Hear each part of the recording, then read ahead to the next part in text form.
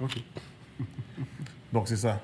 Ça, c'est pour le Rex. Donc le Rex... Le Rex, c'est toi-même avec un jumper physiquement qui va venir mettre. Tu enlever un côté, mettre. Enlever un côté, mettre. Avec un jumper ou bien avec le millimètre le multimètre? Non, avec un jumper. Ou comment on met où le jumper? Est-ce que j'ai un petit jumper encore? Le jumper, là. Mais là, je l'enlève pour te montrer, mais. Ça, c'est le Rex. Le Rex, il va ici, entre la Rex 1 et mise à la terre. Ok. Donc, toi, là, pendant qu'il est branché dans la carte comme ça, là, le panneau va être branché, là, normalement.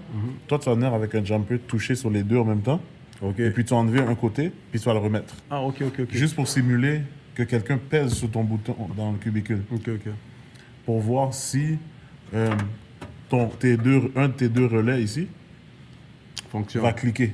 Ok. Parce que quand le relais clique ici, il laisse passer un courant pour les deux...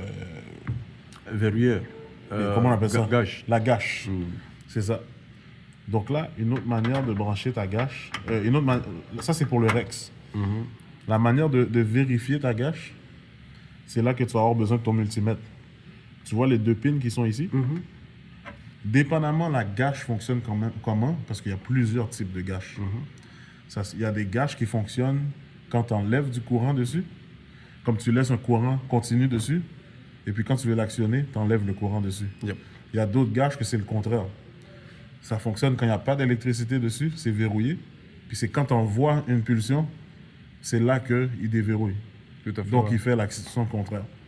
Ça veut dire ici, là, où est-ce qu'il y a le jumper, la petite pin ici, tu vois, il y en a un, c'est écrit 0 volts et l'autre, c'est écrit 12 volts. Parce que justement, comme je viens de t'expliquer, il y a deux types de gâches.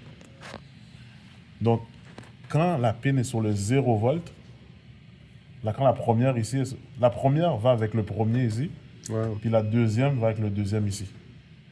Ok.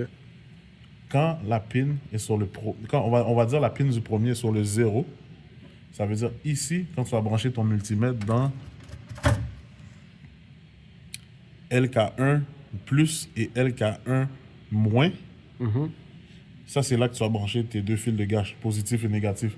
C'est-à-dire que c'est sur ces deux vis-là que tu vas venir mettre ton multimètre en voltage, mais en voltage pas alternatif, en voltage DC.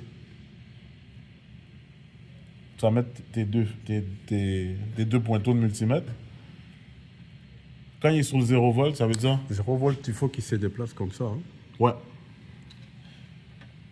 Quand il est sur 0 volt, ça veut dire quand tu vas mettre ton multimètre sur les deux vis, tu vas avoir 0 volt.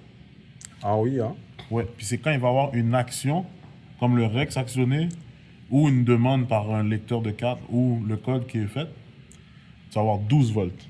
Ok. Avec le multimètre, encore oui, une fois. là, il est activé. Exactement.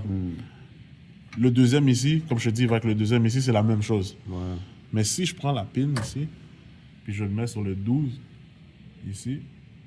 Donc tu le places au fond, vers la droite. Et vers la droite, c'est ça. Yeah. Ça va faire le contraire. Quand tu vas mettre ton multimètre sur les deux vis, ton multimètre va donner 12 volts. Pendant qu'il à cause qu'on a déplacé la pin. Yeah.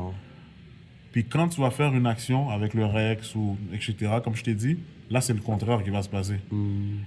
Quand le relais va cliquer, ça va être 0. Ouais, c'est là que tu vérifies que, OK, ça fonctionne bien.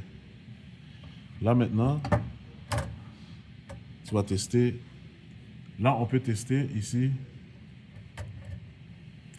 Ici, là, sur le côté, il y a un input puis un output pour les auxiliaires.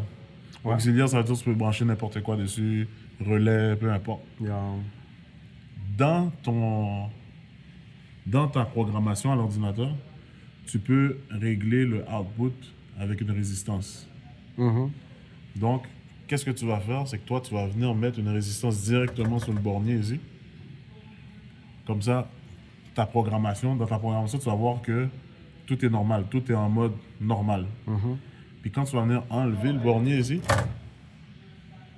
c'est là que ça va simuler comme s'il y avait une détection ou quelque chose. Fait que c'est là, ça c'est dans la programmation que tu vas voir, OK, ça réagit mon panneau. Puis en gros, c'est tout.